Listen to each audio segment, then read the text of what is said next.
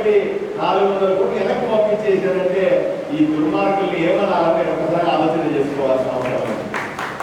అదే డబ్బులు ఖర్చు పెట్టుకుంటే ఈరోజు నీటి సమస్య తగ్గేది. చెరువు మన రామ జిల్లా చెరువును అభివృద్ధి చేయడానికి, చెరువును కాపాడుకోవాలి. ఎందుకంటే దశాబ్దాల కాలంగా మనకు మంచినీళ్ళు ఇస్తుంది రామ జిల్లా చెరువు. దాని మెయింటెనెన్స్ కోసం కేంద్ర ప్రభుత్వం డబ్బులు పంపించింది కోట్లాది రూపాయలు. వాళ్ళు వీళ్ళు చేయాల్సిందంతా కూడా దానికి లైనింగ్ పూర్తి చేసుకోవాలి, దానికి బిల్డింగ్ వేసుకోవాలి, నీళ్లు పడతాయి వర్షాకాలంలో దాన్ని జాగ్రత్తగా పెట్టుకోవాలి, వేసవిలో అది మనం అందరికీ ఇవ్వాలి. అంతే సింపుల్. దానికి డబ్బులు కేంద్ర ప్రభుత్వం ఇచ్చింది. కానీ వీళ్ళు పట్టించుకోకుండా దాన్ని కేవలం నిర్లక్ష్యం చేసి అట్లా పూటలు పూసి ఆ డబ్బులను వేశారు. ఒకనొక సందర్భం ఎలా వచ్చిందంటే దాంట్లో నీళ్లు తాగి ఇక్కడ కొన్ని కాలనీల్లో వాంతులు విరిచినాలు వచ్చింది. అప్పుడు ఆఫీసర్లు వచ్చి మంచినీళ్ళు టెస్ట్ చేస్తే ఆ నీళ్లు మన ఉపయోగపడాలి, మనకు వాడడానికి ఉపయోగపడదు అని చెప్పారు. దాంట్లో అన్ని నీళ్ళు అంటే అడుగు పెట్టారు, ఎటువంటి కావాలని. అవి మనం వాడుకోలేము, దాంట్లో ఉన్న బ్యాక్టీరియా వల్ల తాగలేము, దాన్ని శుద్ధి చేయలేము. ఇంత దారుణం ఈ ఆలోచనలో కనిపిస్తాము. రెండోది ఏంటి, పొరపాటున మీరు బాగా వ్యాపారం చేసి ఉద్యోగాలు మీరు ప్రమాణంగా సంపద సృష్టించి ఒక మంచి ఇల్లు కట్టుకున్నా మంచి సైట్లు కొనుక్కుంటే అయిపోయింది. ఇక్కడ ఎమ్మెల్యే కనుబడిందంటే అయిపోయింది, మీ కబ్జా అయిపోతుంది. మీరు నాకు చాలా మంది చెప్తారు, ఈ ఊరిలో విలువైన భూమి కొనాలంటే గుడులు పెట్టుకొని కొనాలంటే బిక్కు బిక్కు బిక్కు అన్నట్టు అని చెప్తా ఉన్నారు. ఇంత దారుణమైన పరిస్థితి ఏ ఊరిలో ఉంటారా అనేది నేను అనుకుంటా. నేను చాలా మంది చూస్తుంటాను, నా వీడియోలు చూసేదో లేదు. నేను వచ్చిన రోజు నుంచి ఒక 20 రోజులుగా భయంకరంగా ఈ రాక్షసులతో పోట్లాడుతా ఉన్నాను. నేను ఆయన చెప్పడంలో ఏ మాత్రం అనుమానం లేదు, నాకు అంటే గొడవలు లేవు. కాకపోతే ఎందుకు తింటానంటే ఆదోని సర్వనాశనం చేసినాడే సాయిపదారెడ్డి తింటాను, ఆదోని పూర్తిగా పాడు చేయడానికి బాధ్యుడు అని సాయిపదారెడ్డి తింటాను. అయ్యా ప్రజలకు దక్కాల్సిన డబ్బులన్నీ తినేసినావు అని ఆయన తింటాను. అంతే తప్ప వ్యక్తిగతం కాదు. ఈ ఊరిని నాశనం చేశాడు. నేను చాలా స్పష్టంగా చెప్తా ఉన్నాను. 5 నిమిషాలు చాలా స్పష్టంగా చెప్పారు. 2024లో వచ్చే సోమవారం జరిగే ఎన్నిక ఒకే ఒక ఎజెండా మీద జరుగుతుంది. ఆదోనిని కాపాడుకోవాలా, ఆదోనిని సాయిప్రసాద్ రెడ్డికి వదిలేయాలని ఒకే సింగిల్ పాయింట్ ఎజెండా మీద ఎన్నికలు జరుగుతాయని ప్రజలకు చెప్తా ఉన్నాయి. ఆదోనిని కాపాడుకోవాలి. ఆదోనిని కాపాడకపోతే మనం ఎక్కడికి పోతాం ఒకసారి ఆలోచన చేసుకోండి. మన తరాలు, మన బిడ్డలు ఎక్కడికి పోతారు? మనం ఉన్న ఇళ్ళు ఆస్తులు అమ్ముకొని ఎక్కడికి పోతాం?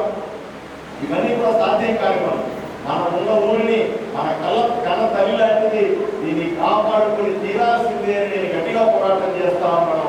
ఈ పోరాటంలో మీరు మీ ఆశీర్వాదం కోసం 2 చేతులు ఇచ్చి వేడుకుంటా ఉన్నాను.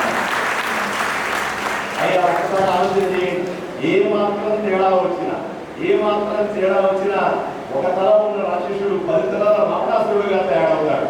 తర్వాత ఆదోని కాపాడుకోవడం సాధ్యం కాదు కూడా. ఆదోని కాపాడుకోవడం తక్షణ అవసరం. ఈ రోజు ఈ పరిస్థితుల్లో దీన్ని వదిలేస్తే మళ్ళీ కొన్ని జనరేషన్స్ ఈ ఊరిని కాపాడుకోలేదు. ఒకవైపున విపరీతమైన అవినీతి, దేంట్లో అయినా సరే నాకు మామూలు ఇవ్వాల్సిందే, మీరు వ్యాపారం చేసినా దాంట్లో నాకు షేర్ ఇవ్వాల్సిందే అనేటువంటి ఒక రాక్షసుడు. ఇంకో వైపున అరే ఎంత వ్యాపారం చేసినా ఏం చేసినా ఇక్కడ సుఖ సంతోషాలు లేవు, ఏదో రకంగా ఈ ఊళ్ళో బతకడం తప్ప తలవంచుకొని పోవాలన్న పరిస్థితులు ఇంకో వైపు. ఈ తల ఎత్తుకుని బతికేలాగా ఎలా చేయాలో మీరే నిర్ణయించుకోవాల్సిందని మీ విజ్ఞతకే వదిలేస్తా ఉన్నారు. ఒక్కసారి ఆలోచన చేయండి.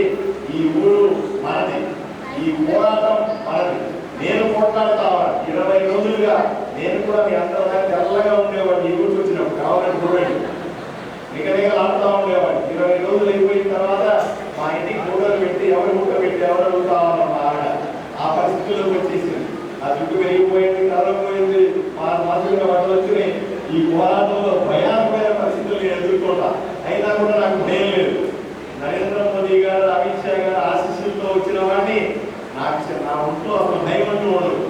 భయం లేకుండా పోరాడుతా ఉన్నా, ఈ ఊరి కోసం పోరాడుతా ఉన్నా, మీకోసం పోరాడుతా ఉన్నా, మీ బిడ్డల కోసం పోరాడుతా ఉన్నా. ఒకసారి ఆలోచన చేసుకోండి. ఈ ఊరిని కాపాడుకోవడం మనందరి బాధ్యత. అయ్యా రాత్రి నేను ఎమ్మెల్యే అయితే ఈ ఊరిని కాపాడేస్తానా అనే అనుమానం కూడా మీకు రావచ్చు. అది కూడా సాధ్యం కాదు. ఈ ఊరిని ఎన్ని రోజులు పాడైందో దీన్ని రాత్రి రిపేర్ చేయాలంటే కూడా సాధ్యం కాదు. తప్పనిసరిగా పెద్ద నిధులు తీసుకొని రావాల్సి ఉంటుంది.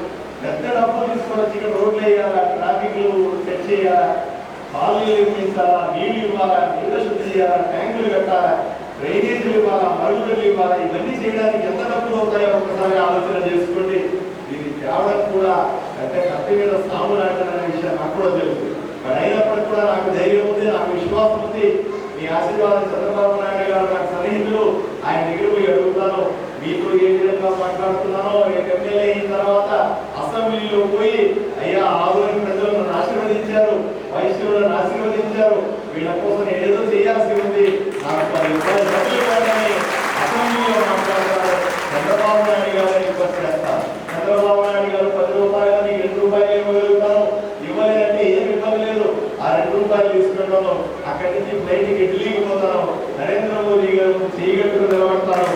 అయ్యా నాకు ఓటేసిన ప్రజలు రుణం తీర్చుకోవాల్సి ఉంది, ఆయన 2 రూపాయలు ఇస్తున్నాడు, 8 రూపాయలు మీరు ఇస్తే నా ఊరిని అభివృద్ధి చేసి రుణం తీర్చుకుంటారు అని చెప్తే నన్ను కన్న కొడుకులాగా చూసుకుంటాడు నరేంద్ర మోదీ. నేను పెట్టిన పేపర్ మీద సంతకం పెడతారని నమ్మకం నాకుంది. ఏం భయం లేదు. డబ్బులు తీసుకొస్తాను, వీళ్ళు తెచ్చి ఇక్కడ అభివృద్ధి చేసి మీ రుణం తీర్చుకుంటారని మాత్రం గట్టిగా చెప్తాను. ఇంకా చాలా చెప్పాలని నాకు ఆవేశం, నాకు చాలా మీకు పంచుకోవాలని. ఈ ఊళ్ళో నా కష్టాలు ఎవరితో ఒకటి చెప్పుకుంటే కదా తగు అంత గట్టిగా అన్ని కష్టాలు నేను చూస్తా ఉన్నాను. కానీ సమయం మించిపోతా ఉంది. చివరిగా ఒకే ఒక విషయం చెప్తాను.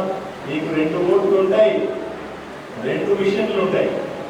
2 మిషన్లో ఒక మిషన్లో కమలం పువ్వు గుర్తుంటుంది, అక్కడ సైకిల్ గుర్తుండదు, మీరు అక్కడ నొక్కేయాలి. ఇంకొక మిషన్లో సైకిల్ ఉంటుంది, అక్కడ కమలం గుర్తుండదు, మీరు అక్కడ నొక్కేయాలి. ఈ నొక్కే పని మీరు చేసుకోండి, మిగతా పనులని నేను చేసుకుంటానని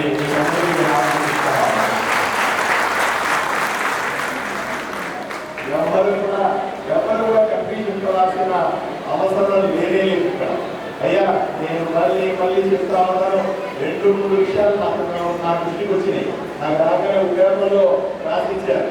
ఆర్య వైశ్యులకు సంబంధించిన వ్యాపారస్తులకు సంబంధించిన చిన్న పెద్ద వ్యాపారాలన్నిటికీ కూడా అనుకూలమైనటువంటి వాతావరణం కల్పిస్తానని నేను మీకందరికీ హామీ ఇస్తాను. మీరు ధైర్యంగా వ్యాపారాలు చేసుకుని ఎవరైనా అధికారులు మిమ్మల్ని వేధించినా, ఎవరైనా గుండా మిమ్మల్ని బెదిరించినా, మీ ఆస్తులు కబ్జా చేసినా నన్ను దాటుకుని మీ దగ్గరికి రావాలని మాత్రం గట్టిగా చెప్తాను. మీరు మీకందరికీ హామీ ఇస్తాను. ఎవరు మిమ్మల్ని ఏమి చేయలేరు. నేను ఒకప్పుడు కథ లేదు, ఒకప్పుడు డాక్టర్ పాఠశాల లేడు, అన్ని ఆటలు సాగినాయి, అన్ని పాటలు సాగినాయి. ఈరోజు డాక్టర్ పాఠశాల మీతో ఉన్నాడు. ఏ మాత్రం ఇబ్బంది పడాల్సిన అవసరం లేదు. అన్ని విషయాలు నేను చేసుకుంటాను. మీరు బ్రహ్మాండంగా వ్యాపారాలు చేసుకోవాల్సిందిగా చేతులెత్తి మీకు అందరికీ కూడా హామీ ఇస్తాను. రెండవ విషయం, రాజకీయ పరంగా మీకు రావాల్సిన అంశాలు. రాజకీయంగా ఆర్య వైశ్యులకు ప్రాధాన్యత కావాలని చెప్తా ఉన్నారు. నిజమే, అది పెద్ద సంఖ్యలో ఉంది. ఆర్థికంగా బలంగా ఉన్నటువంటి మీ సామాజిక వర్గానికి సామాజిక దృక్పథంలోని సేవ చేయాలనుకుంటే మీ సామాజిక వర్గానికి తప్పనిసరిగా రాజకీయ పదవుల్లో మీ మాట మీకు ఉండాల్సిందే అని నమ్మేవాడిని తప్పనిసరిగా ఆ దిశగా పూజేస్తారు. పూజలు, పురస్కారాలు, దానాలు, ధర్మాలు, మఠాలు అన్నీ చేసేటువంటి నిరంతరం దైవత్యాసన ఉండే మీకు అన్ని రకాల తిరుమల తిరుపతి దేవస్థానం అయితేనేమి, శ్రీశైలం అయితేనేమి, ఇంకోటి అయితేనేమి, వీళ్ళన్ని బోర్డుల్లో సరే నేను మాట్లాడతాను. అవసరమైతే ముఖ్యమంత్రితో మాట్లాడతాను. అన్ని బోర్డుల్లో కూడా, అన్ని దేవాలయాల బోర్డుల్లో తప్పనిసరిగా ఆర్య వైశ్యులు ఒక మెంబర్గా ఉండేలాగా నేను వసతి తీసుకొని వస్తాను. ఆ రకంగా దీన్ని అమలు చేస్తానని అందరికీ హామీ ఇస్తాను. పేదలైనటువంటి నిరుపేదలైనటువంటి ఆర్య వైశ్యుల్ని ఆదుకోవాల్సిన అవసరం ఉంది. వీళ్లకు ప్రభుత్వం నుంచి రావాల్సిన స్కీములన్నింటి కూడా, అయ్యా యువ వ్యాపారులకు రావాల్సిన స్కీములు చాలా ఉన్నాయి. బ్యాంకులు తక్కువ రేట్లు ఇంట్రెస్ట్ తక్కువలో ఇప్పించడం కానీ, లిబరల్ గా అనుమానం పెట్టకుండా ఆస్తులు బ్యాంకుల్లో పెట్టకుండా వచ్చే లోన్లు కానీ, సబ్సిడీలకు వచ్చే లోన్లు కానీ, ఈ స్కీములన్నీ తీసుకొని వచ్చి మళ్ళీ ఒకరోజు నేను ఎమ్మెల్యే అయిన తర్వాత ఇక్కడే ఒక సమావేశం పెట్టండి, పెద్దల సమక్షంలో ఆ స్కీములని నేను ఎక్స్ప్లెయిన్ చేస్తాను. అలాగే నాకు పూర్తి ఆలోచన ఉంది, దాని మీద నాకు అవగాహన కూడా ఉంది. ఏ స్కీమ్ మీకు వర్తిస్తుందో దాన్ని తీసుకుని యువకులైనటువంటి పేదలైనటువంటి ఆర్యవైశ్యులను ప్రోత్సహించాలని మీ అందరినీ కూడా చేతులు వేడుకుంటా ఉన్నాను. అలాగే నిరుపేదైనటువంటి ఆర్యవైశ్యులందరికీ కూడా ప్రభుత్వం ఇచ్చేటువంటి ప్రతి పేదవాడికి ఇల్లు ఉండాలి, ప్రతి ఇంట్లో కూడా అన్ని వసతులు ఉండాలి, వాళ్ళకు అవసరమైనటువంటి శౌచాలయం ఉండాలి, మరుగుదొడ్లు ఉండాలి, అదేవిధంగా వాళ్ళు మళ్ళీ వ్యాపారంలో పుంజుకోవడానికి ఎంత ప్రోత్సాహకాలు ఉండాలి. ఇవన్నీ కూడా చేయాల్సిన బాధ్యత నా మీద ఉంది. నాకు తెలుసు ఆ విషయం. తప్పనిసరిగా మీ అంచనాలకు తగ్గట్టుగా పనిచేస్తానని, మీ ఆశలు ఆకాంక్షలకు అనుగుణంగా నడుచుకుంటానని, ఎల్లప్పుడూ మీ ఆశీర్వాదంతో ఎదుగుతానని తెలియజేస్తూ సెలవు తీసుకుంటాను. నమస్కారం.